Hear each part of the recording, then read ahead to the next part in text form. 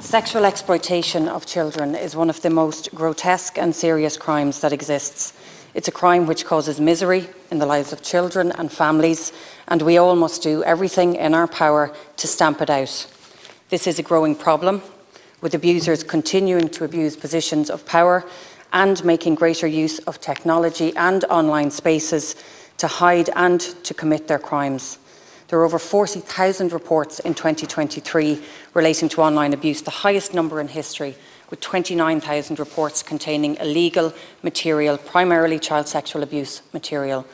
These are not just statistics, these are children. Everyone in this House, as public representatives, as legislators, as leaders in our communities, and as leaders of political parties, we have a responsibility to do everything in our power to protect children and to ensure that those who are responsible for this vile abuse are held accountable. This government is putting children first. I've put child protection and the voice of children at the very centre of our zero tolerance plan. We will always support victims. The national rollout of the Divisional Protective Service units, these are specialist Garda units where trained officers ensure that victims get professional and expert assistance. This has been a game changer in providing consistent, dedicated and professional service to victims of sexual crime, including children.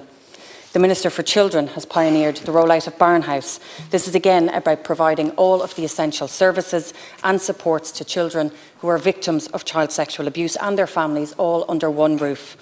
The establishment of a standalone Department of Children in 2011, which was first led by then Minister for Children Frances Fitzgerald, has enabled us to put child welfare and child protection right around the Cabinet table. And we are putting further, better structures in place to help identify victims in the community.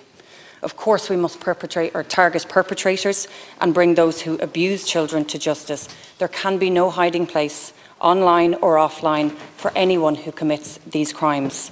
We've ramped up investment in An Garda Síochána.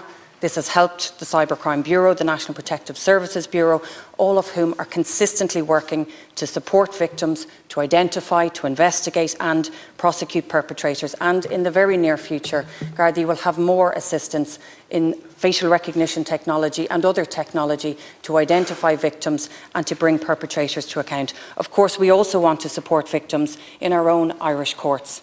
A new family court is being established to ensure that children are at the very centre of our family justice system.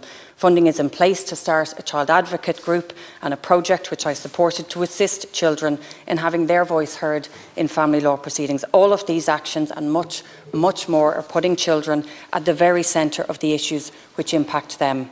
And of course, we must ensure that any person who commits these crimes are punished appropriately.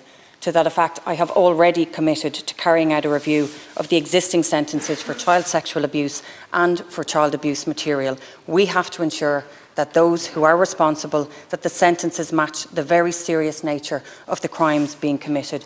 These are the actions that this government is taking to protect children. Recent revelations in relation to the handling by Sinn Féin of a very serious case of child sexual abuse is a source, I believe, of great public concern.